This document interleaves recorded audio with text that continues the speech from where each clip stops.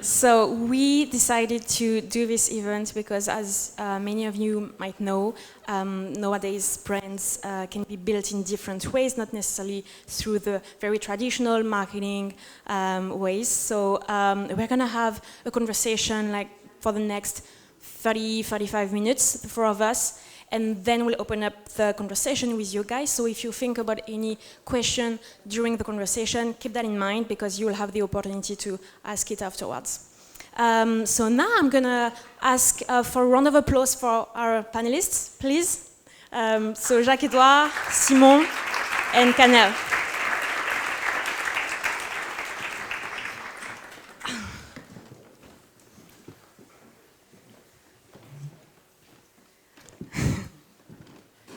How are you? So before we start, let's maybe go on the table so that you can introduce your company better to the crowds. Jacques-Edouard, do you want to start? Hi, I'm Jacques-Edouard, the co-founder and CEO of Joe. It's an app that helps you eat better and shop smarter. Basically, we are trying to reinvent the experience of doing your weekly shopping at the supermarket. So, hi, I'm Canel, the co-founder and the CMO of Vybe, which is a neobank for the teenagers from 12 to 18 years old. Hi, my name is Simon. I'm the co-founder and CEO at Charles. It's a platform, a healthcare platform where we help men solve their sexual problems. So that's it. We launched 6 months ago. Nice, cool. Okay, so my first question would be, how soon in the process of launching your company you thought about building a brand? How soon did that happen in the process, and why? What was the rationale behind? Yeah, check. Well, at Joe, it was one of the very first questions for two reasons. First, our background, the founding team, we are all coming from Canal+, the pay TV channel in France, so we have a strong media and brand DNA. And the second reason is that apart from being an e-commerce platform, Joe is also a media, because we are producing our own video content, our recipe tutorials and so on. So it was very important for us from day one to be clear about our brand. Truth be told,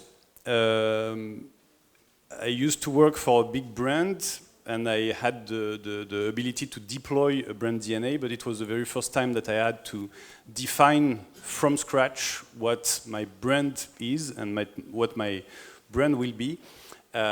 So we decided to think about it very globally and to start from a white paper, really, and think about our brand as a whole. So the first question we asked ourselves is what is the place of a brand in today's society, because I'm quite older than the usual founder. I will not tell you my age. And I have seen a few changes in our society and the way we are doing marketing and the way we are dealing with brands. And I used to apply the methodology of building a brand platform and so on and so forth. But I quickly realized that it's not really about brand anymore. It's more and more about people and services. What I mean by this is that if you look at the different experiences in your daily life, when you are booking an hotel, for instance, you usually go on a platform, like hotelbooking.com, for instance.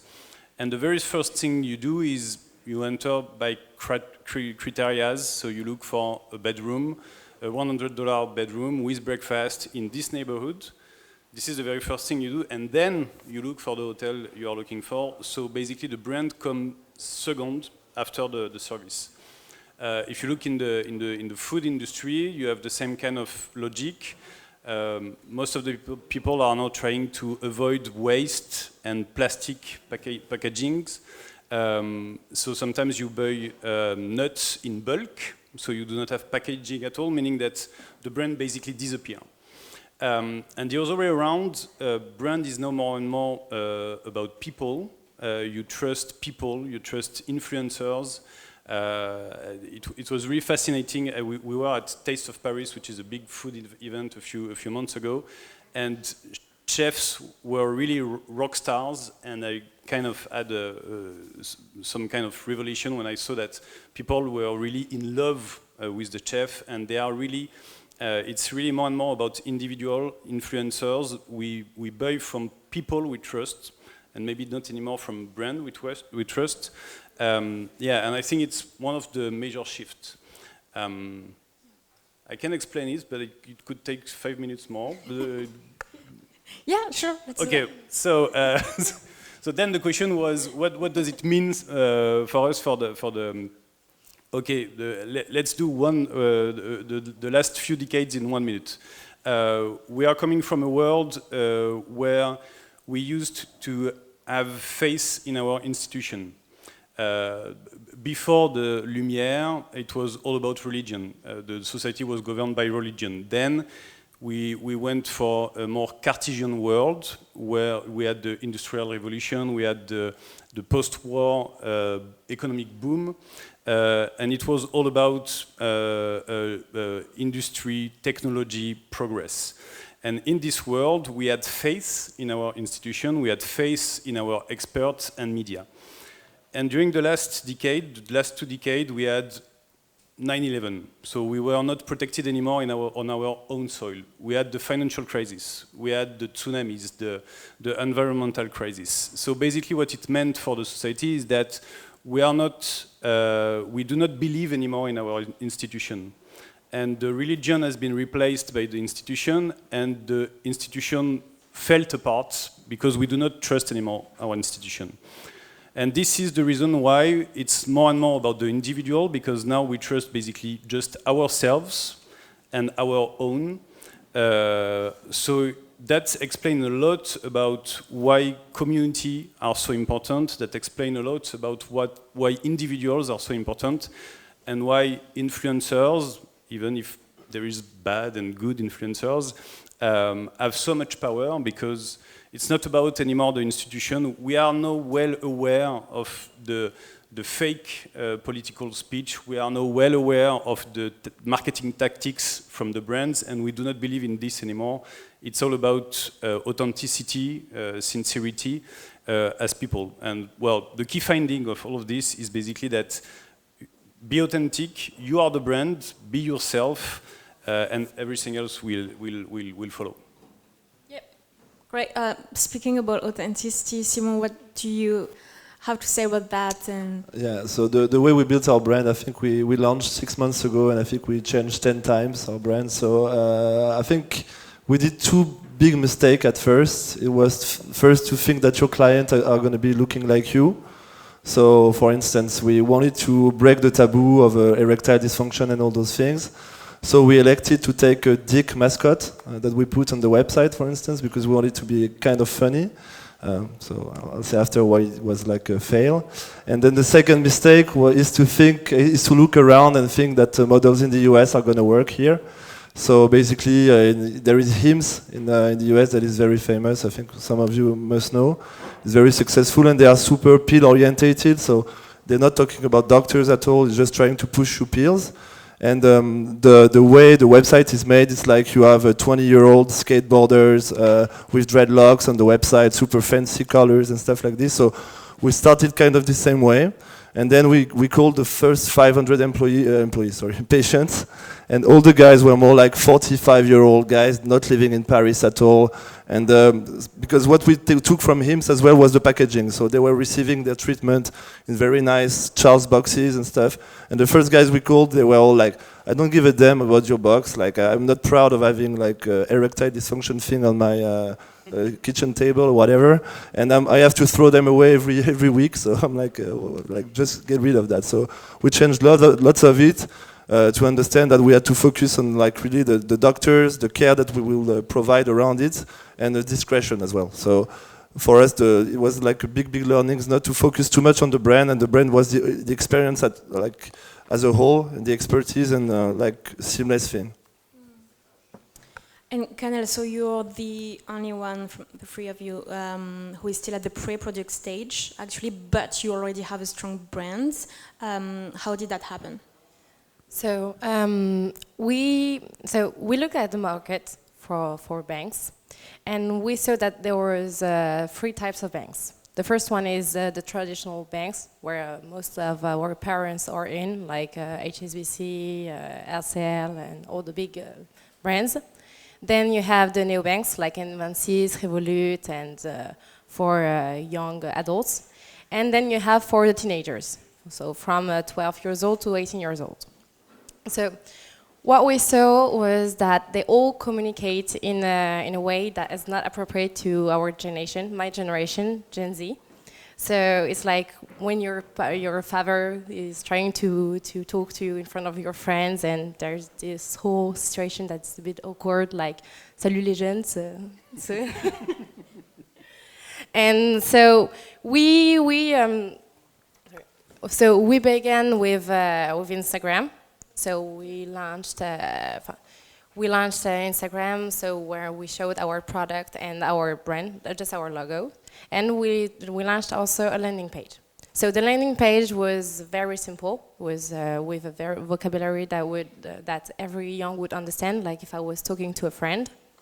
And we began with an influencer. So she was very close to her community, and she talked to them like if they were very close. And we also put a referral process. So when you sign up, you have a referral link, and then when you share it, you earn €2, and the person you shared to earn €2 too. And in 1 week, we had 100,000 signups. So it went very, very fast. They all came on Instagram because we created also a loop. So when you were on the website, you had to go on Instagram at the end of the sign up. And so we now have 4,000 people following us on Instagram. So it's going very, very fast.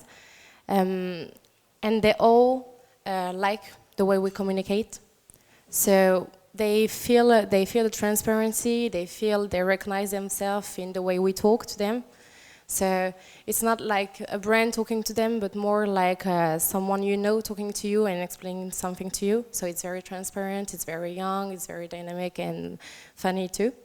So they reflect to the brand, and yeah, it came to a necessity because they're young, they grow up, like you said, in a time of crisis when you have all the banks that fell down, and you're not used to trust banks. They're all seen like thieves, and so they're not even educated to be trusted to trust banks.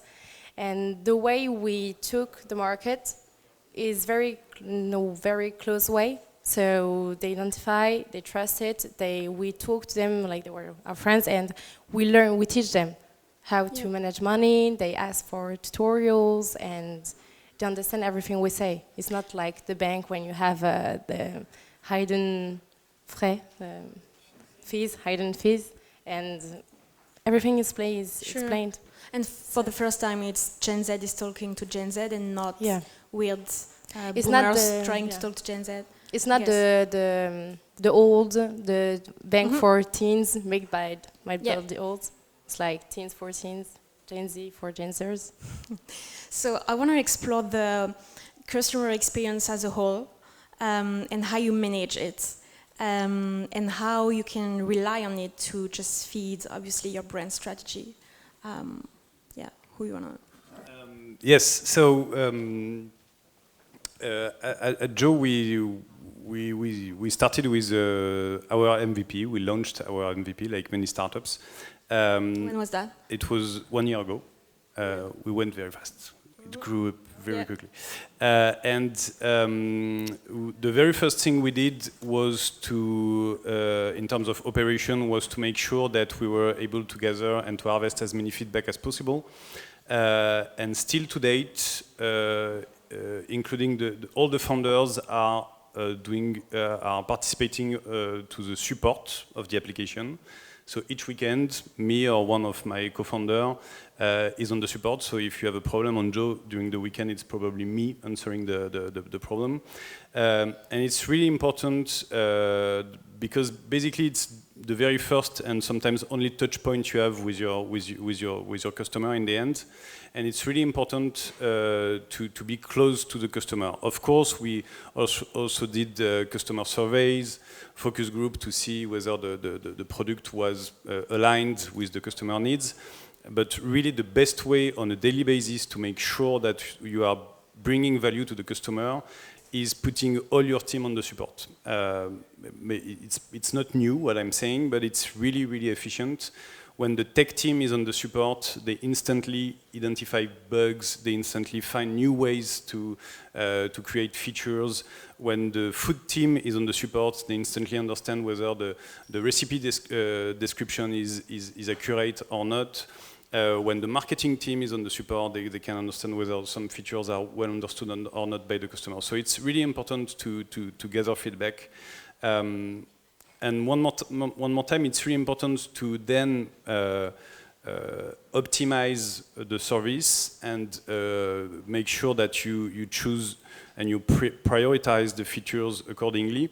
But the other way around, I really want to insist on the fact, but it's just what Kanel just said, it's really important to be true and authentic with yourself on the branding part. Most of the time, the service is not always correlated to the brand. And if you speak about Red Bull, for instance, the Red Bull's brand, it's about extreme sport, event. It has almost nothing to do with the beverage in itself. And they are not marketing at all the recipe of the beverage. They are not marketing at all the fact that they have aluminum cans or whatever. All the marketing is done by being a media, and the media is their DNA, and everything else follows. And you have many examples of this. If you think about, let's say, I had an interesting discussion about this with one of our investors about the Range Rovers and the Land Rover. You know, these big cars. When you buy this kind of car, you feel as, you know, the man going in the jungle, and you will go in the mud and cross rivers and so on. But the truth is that 99% of the customers are using them in the city. But it's okay, because it doesn't mean that Land Rover or Range Rover DNA is wrong or fake. It's their true DNA. The fact that then they are aspiring other people around their brand is okay. So it's the tricky part when you build your product and your brand is to be confident enough to be authentic regarding your values and your DNA. And the tricky part is to be aware of the fact that you can have values and DNA that are not directly correlated to features, benefit of your product itself, of your platform. One more time, Red Bull, a media company versus the product, the beverages. Because when you try to insert your own DNA in the product or the other way around, in the end, you end up being fake at some point. So it's always better. If you are crazy about music and you sell a banking service, it's okay. Organize a music festival, promote music labels, and say, by the way, my job is to help you with your banking on a daily basis. That's what we do too. Well, so we agree. Yeah, I think for us the customer support and things like this are super important, because we had three main problems with our clients. First, most of them were stuck for several years with their sexual problems. So the average is a guy that stays with for 3 years with erectile dysfunction. So we have to unlock it and help him to talk first. Then second, we had to really go. Most of those guys, they have tried stuff on the internet. So they bought some scam stuff, some shit on the internet from Russian websites. So most of them had lost money on it. So we had to have them on the phone to convince them that we were legit, that we are like real doctors and stuff like this.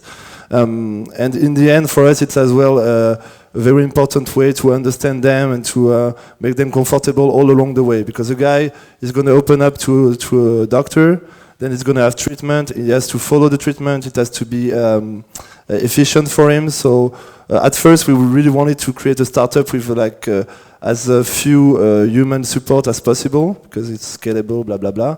And in the end, we ended up like calling guys all the time to like reassure them, close them. So exactly what you were saying about the support. Our CTO is spending like from 12 to 2 every day. He's calling clients to explain them what the service is, who we are, and why it's good. So for us, it's not even like luxury. The first few months we were not calling anyone and nobody was buying anything.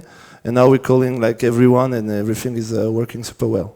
So, and I think one last thing when you're a founder, I think you wonder every day when you wake up why you, because you used to have a normal salary and to work normal hours, so you wonder every day why am I doing all of this? And when you have the client on the phone or via email and you understand that you helped a guy to have like a normal sexual life after so many years and get his girlfriend again, blah, blah, blah. At least when you wake up every day you say, okay, I'm not a doctor, but you know, it's kind of better than being just a businessman. And I remember you have an anecdote about that, like one of your Okay, patients. so at Charles we are saving people from cancer. No. Honestly, we had one guy, 3 months after he consulted on the platform, he called us back to say, okay guys, like, he was 22, so when you have erectile dysfunction problems, when you're 22 it's kind of scary. And so he had this consultation, and 3 months after he called us saying, okay, the doctor I had on the phone pushed me to do some analysis. I made them and I had a testicle cancer. And we caught it very early, so now I'm healed. So that's one of the examples where you're happy to do your work. So for us, it's even more important because our target is very young. So they're very used to social networks and they're very impatient. So they don't like to wait for an answer. So they all communicate on Instagram. So we answer them almost instantly because I think that they need to be aware when they have a problem. They deserve to have their problem handled, and they all deserve an answer. So sometimes we spend night to answer them, all day long and all night. And so this turns to a community that is very invested in what we do. So we also have now ambassadors. So our ambassadors are, it's a mode that you can click on the app. So these ambassadors are representing Vybe on the social networks and everywhere they go. So they are like from 12 years old to 18 years old, and they're very independent, so they also do videos on Instagram where they talk about Vybe, how it works, how you can even earn money with Vybe. Because of the referral you can earn money, so we also teach them to earn money with all the banking system. Yeah. And it's very adapted, it's young, so you have a virtual card, you have perks on brands, and you also have an app that is completely personal and adapted to you. The ambassador thing is very interesting because that's not something we tend to see in the other companies that target maybe older, you know. We don't have ambassadors. It's very hard to find. Yeah, I mean maybe one day that would be the ultimate goal. I don't know. Yes, that means our work will be done, because if it's not a taboo anymore and we have exactly, like yeah. I mean, one of the company in the US, they have Jennifer Lopez now, so maybe yes. Well, okay. Yeah, you just need to find the French Jennifer Lopez now. That'd be check. All right, but to get back to Canel, actually, because these ambassadors, they are not the online influencers that we see all the time. They're really just random teens that just like to do that by themselves. Yeah, we have also young people that are creating even new media for us, like Discord, or even new platform where we could have a presence on. Yeah. And they are like we have some that are délégués, or that are in schools, and they go to their school to present Vybe to everyone in their school. It's like the trendy thing that everyone is talking about.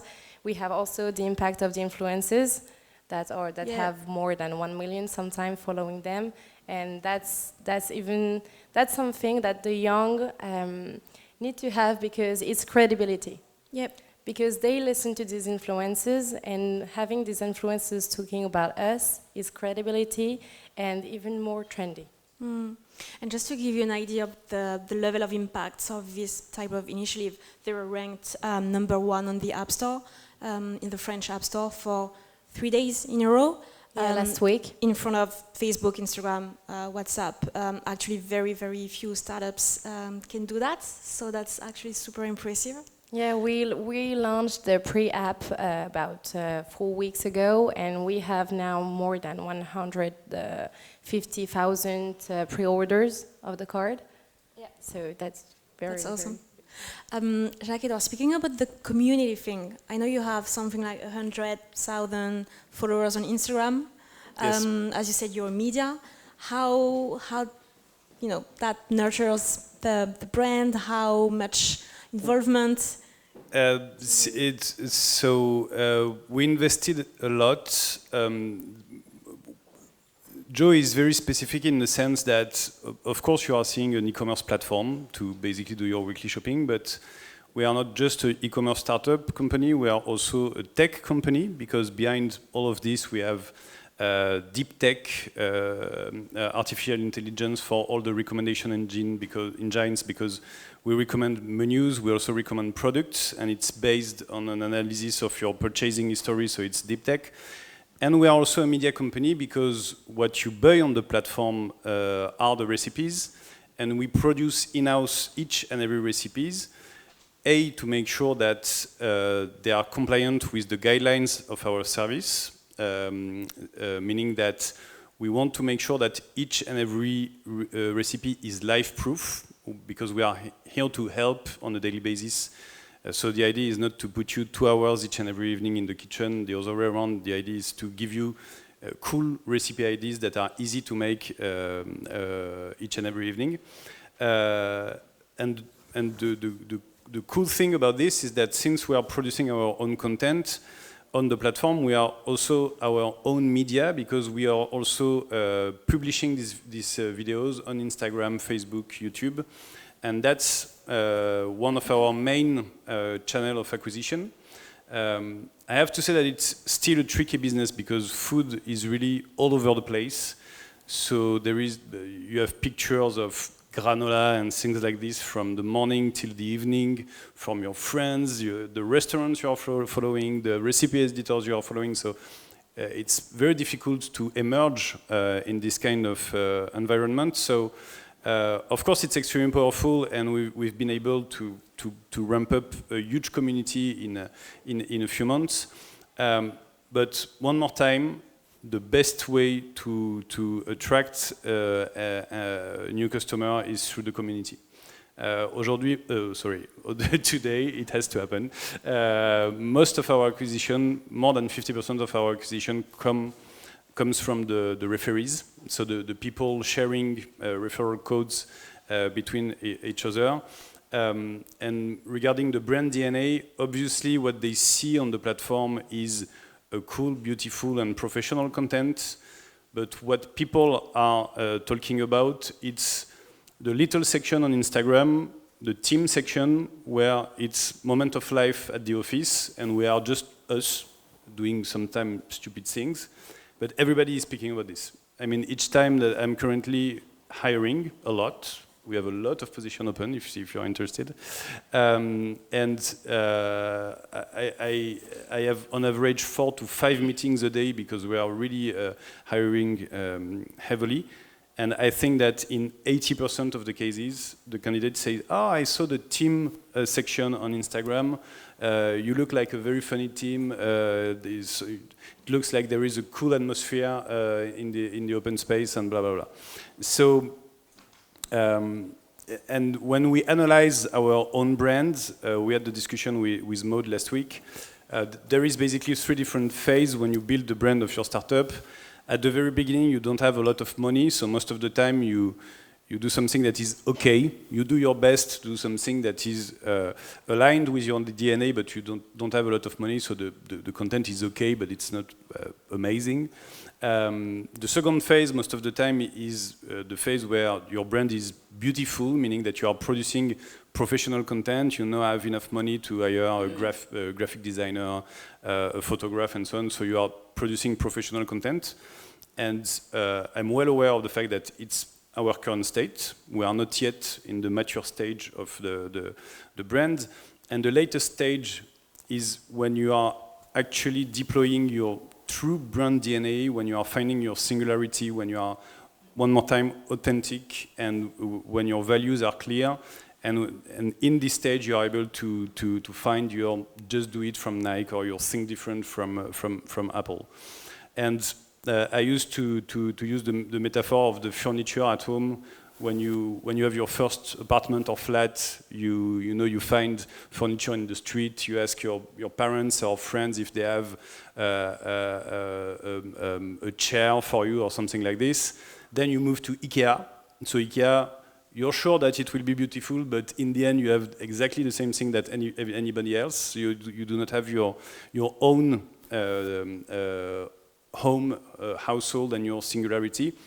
And then you have a little bit more money, and you know who you are, and you are more comfortable with who you are, and you express yourself, and you go for more niche stuff, or maybe designers, a chair from Eames or something like this. And these are the things that will last for long, and these are the things that will express who you really are.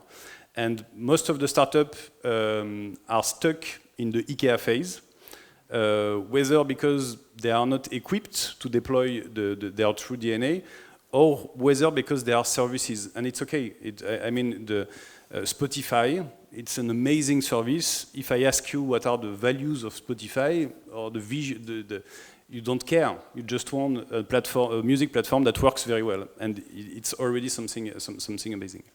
So yeah, one of our learnings is that you have these 3 big stages.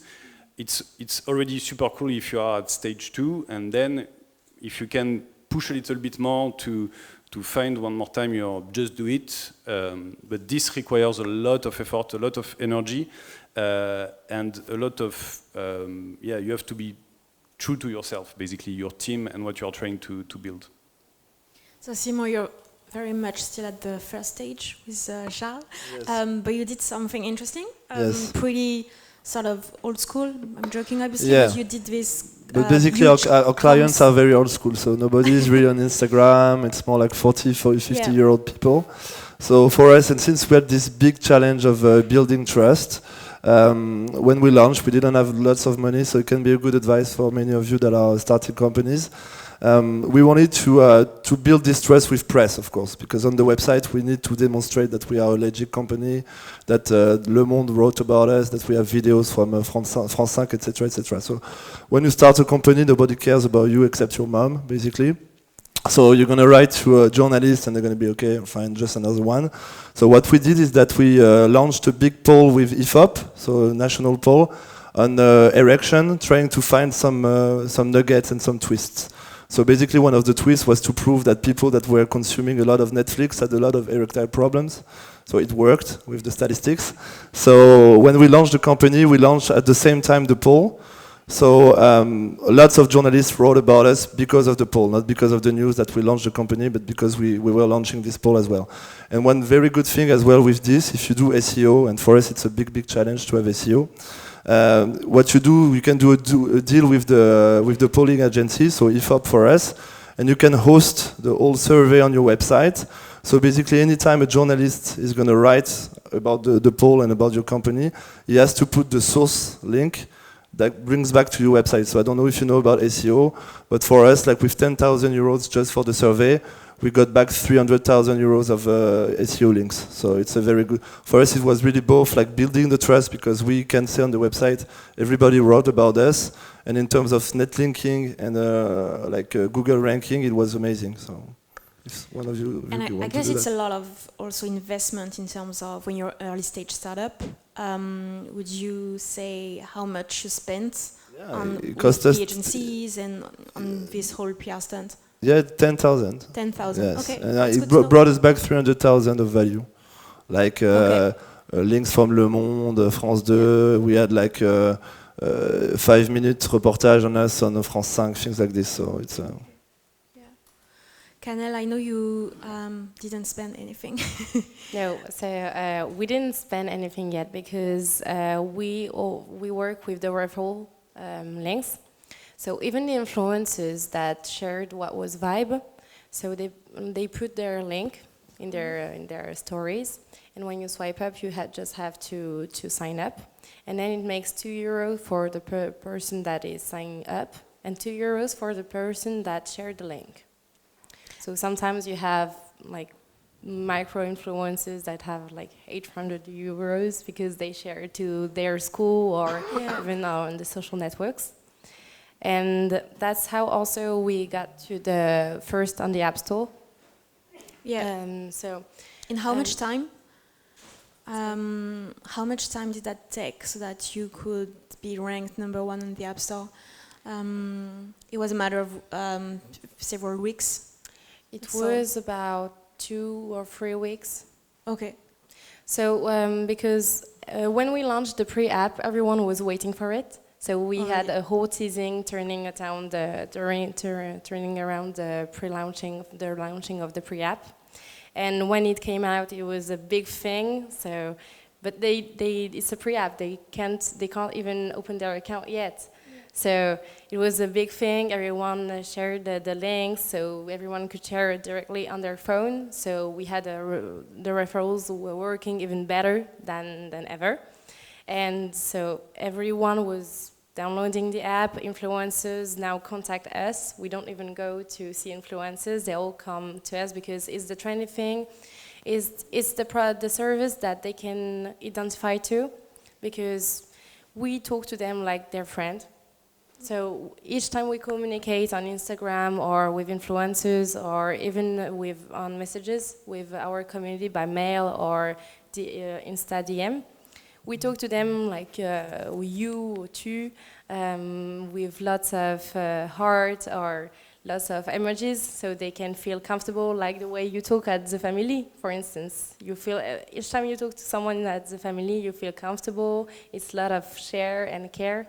And that's what they like too. They're kids, they don't know where they're going. They don't feel understood by every brand because it's marketing made by old, and it's marketing, and what we call marketing at Vybe, it's how you understand people.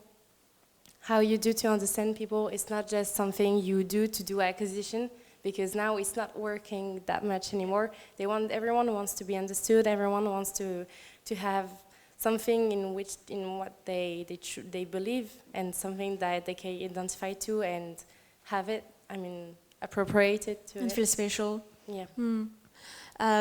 Great. I also wanted to ask you about the competition and how your brand is, I guess, protecting you from the competition. Jacques-Edouard, I guess, like the food tech is booming, but the online grocery shopping industry is yet to boom. Yes. So we are actually in a very tricky situation because we are answering a problem that people are not conscious about. If you ask around you, you never hear something saying how it's really painful to do your grocery shopping online. But in the end, if you dig, it's extremely painful. And what we have to fight first are the bad habits, because we all have bad habits. And the way we are doing our weekly shopping, so basically going to the supermarket, we have been doing this the same way for the last century, basically. And if you take 5 minutes to think about the process, it doesn't make sense at all. I mean, you basically lose 2 hours in a warehouse with neon lights, and you are lost in kilometers of shelves with hundreds of thousands of products you don't need, basically. But still, each and every weekend, you take your car and you go to the supermarket. It's really, really weird, and it's really, really strange. So the good news is that it's a huge opportunity for us, a huge opportunity, because on average in France, each household waste 2.5 hours per week doing their groceries. So it means at the end of the year, it's 1 week of holidays that we are giving them back. And the problem we have is that, so the very first problem we have is that it's extremely complicated to answer a need that is not expressed. Because when you say, hey, I'm doing the supermarket of the future, I already lose because there is supermarket in the sentence, so it's not interesting anybody. So we have to think about benefits around giving you back time. We have to think about benefits that are more food-centric. And then we say, hey, by the way, okay, you will go back enjoying cooking. You will discover again the pleasure of having a cool dinner with your family. And well, in this case, the benefits are extremely powerful. I don't want to trash the competition, but it's an example that I often take. Most of the digital companies that have been built recently are what we call convenience company. So it's all about convenience. It's all about answering a need you have, and the company is there to make sure that your Uber is there in less than 3 minutes. And it's the sneaker effect, basically. You need sugar, and we give you sugar. The problem with this approach is that if you take, for instance, companies that are delivering restaurant at home, is that it's a succession, it's a workflow of negative emotions. There is a lot of papers around this topic from Nir Eyal. He wrote something, the desire engine, the hook model. And it's all based on negative emotion, meaning that it's what explains the success of scrolling and how you are addicted to scrolling and so on. And if I define the workflow of ordering at home, it begins by a negative emotion. You are lazy, you order. Then you waste time choosing the meal because there is so many restaurants and offers that you actually waste time. Then you waste again time waiting for the delivery guy.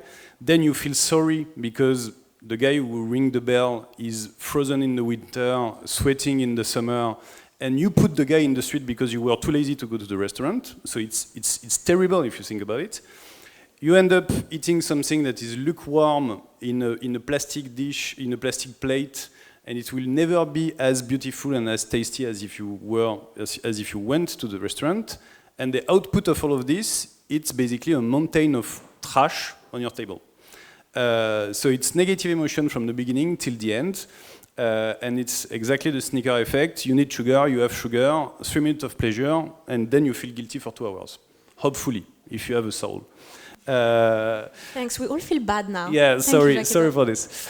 And the other way around, what we are trying to build is something that is based on positive emotion, meaning that when you have kids, especially, I have 2 kids, you are conscious about food as an individual, but you are even more conscious about food when you have kids, because it's the moment where you will not feed a baby with kebabs or McDonald's. So it's really the moment where you get conscious about the importance of eating well.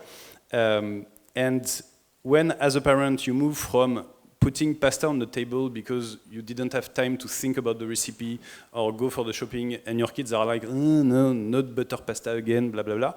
And you move from this to, hey, that's cool, it was extremely good, thank you daddy, thank you mommy, and you are recreating this cool atmosphere of sharing a meal together and not wasting time anymore on the grocery and reinvesting this time on speaking with your family, being at home, cooking together.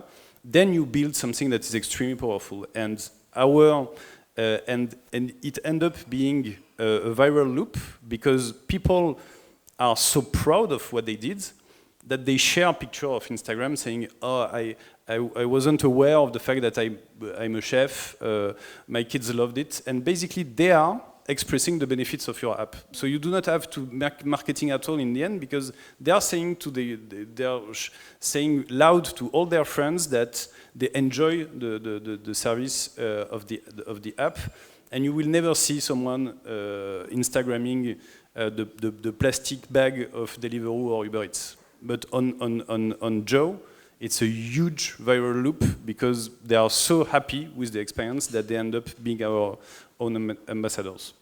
Interesting, great. Canel, there are a few companies, online banking solutions that are targeting teens. They're all launching, they're all like very early. How do you manage the competition because you are all fighting for the same generation? Yes.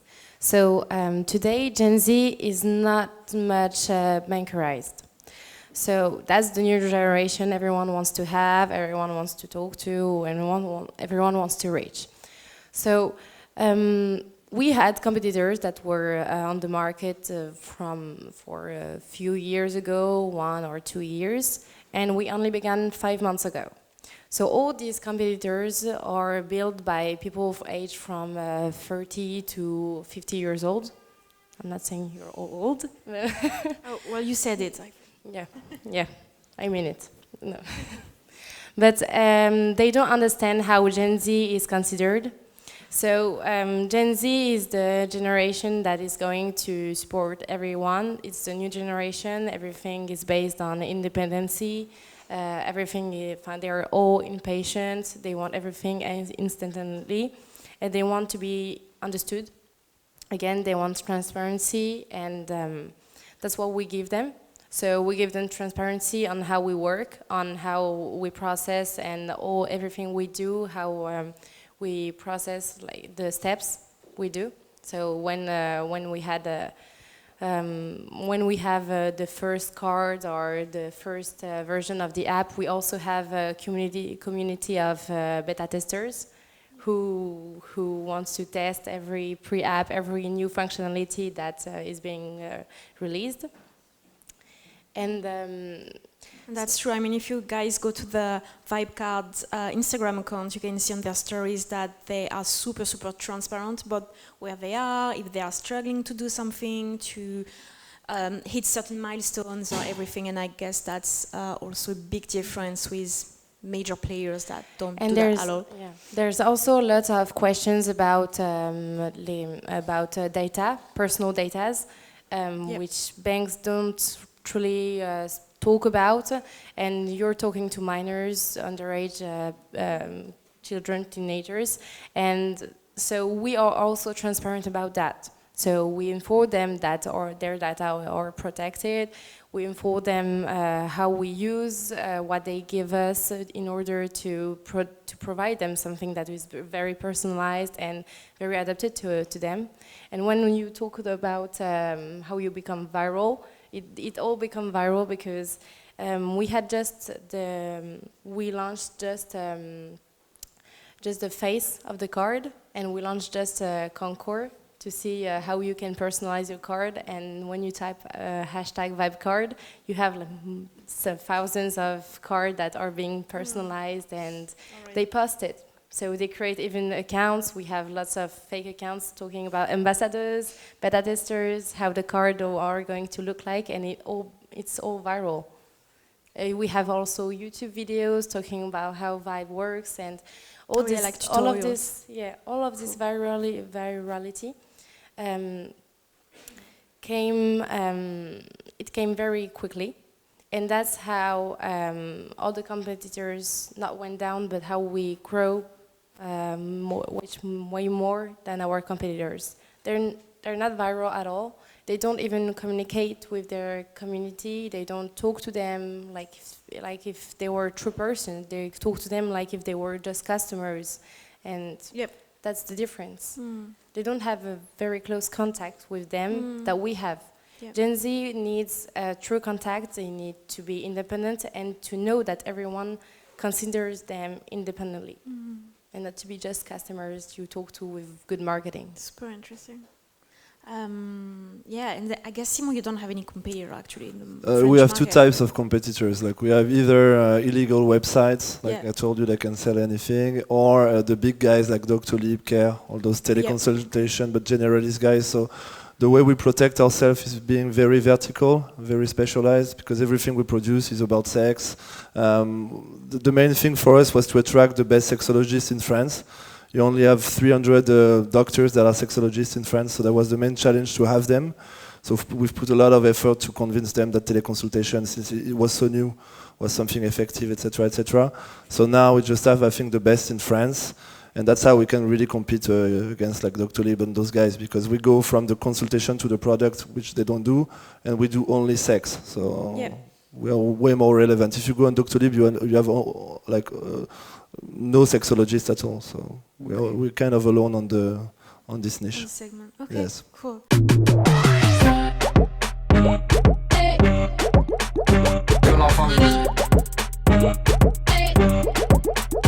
Que la famille.